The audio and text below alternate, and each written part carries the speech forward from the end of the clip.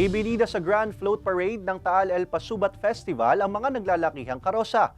Mensahe naman sa tinampok na sayaw sa street dance competition ang cultural and historical preservation. Tunghayan yan sa report ni Paul Hernandez.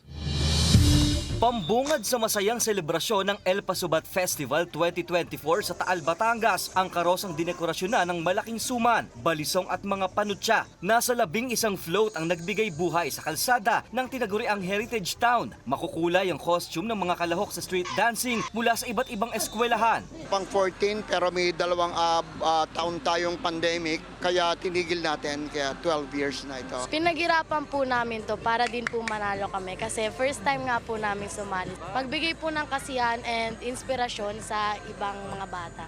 Inihataw pang lalo ang performance sa court dance competition. Sabay sa masayang selebrasyon ng mga Taalenyo ay ang pagdiriwang din ng 451st founding anniversary ng bayan.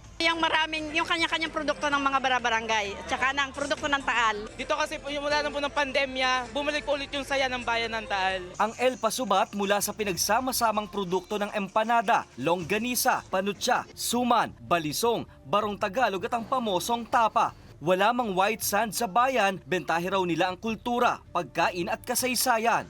Ang pinagmamalaki natin yung mga old houses at saka mga pagkain kakaning Taal, tatak Taal.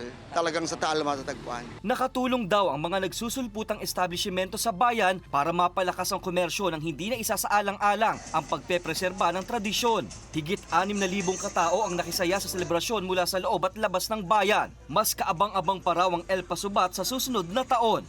Kasama si Kel Ravaca, Paul Hernandez, Balitang Southern Tagalog.